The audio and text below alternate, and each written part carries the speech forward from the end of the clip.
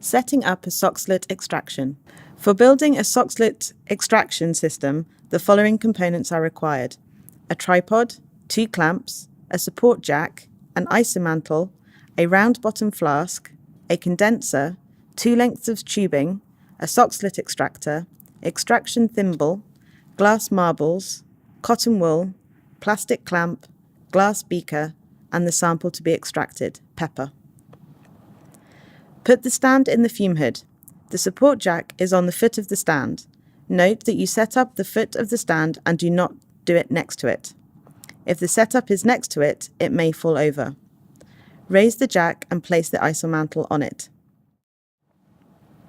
Attach a clamp to the stand and hang the round bottom flask in it. Make sure the clamp rests in the holder. Attach a second clamp to the tripod. Put the Soxhlet extractor and condenser on the flask and attach the clamp to the condenser and a plastic clamp to the connection between the Soxhlet and the condenser. The clamp should be attached to the middle of the condenser, not at the top. The setup is now almost complete. Attach a tube to the lower port of the condenser. This is where water will enter. Attach the other end of this tube to the tap. The water will flow up when the tap is turned on. To drain the water, the second tube is attached to the upper port of the condenser and the other end placed in the sink drain. If the tube does not stay in the drain, it can be weighed down by a part of the clamp. Now examine the setup. When the support jack is lowered, the flask is not in contact with the heat source. This is important to remember if you want to cool the solution. In addition, make sure that your clamps are tight and that the tubing does not leak when you turn on the water.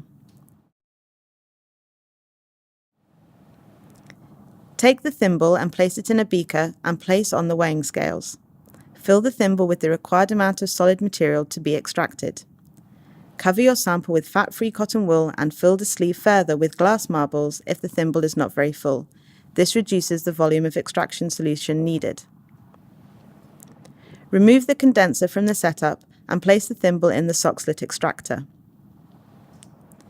Remove the flask from the setup and put in some boiling chips or a stirring rod to prevent flash boiling. Add the solvent through the top of your condenser to your flask. This immerses your sample completely in solvent. This ensures that there is enough solvent so that the flask will not dry up. When everything is attached again, adjust the settings of the isomantle. Adjust the setting to minimum for gentle heating and to maximum for fast heating. Press the green button on the plug and turn on the green button on the isomantle. After a few minutes, check that your flask is being heated. Your extraction will start now.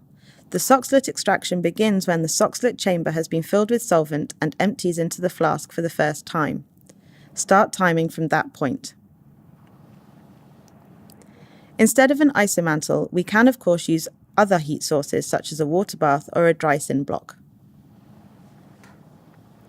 When your extraction is finished, turn off the isomantle and move it away from the flask.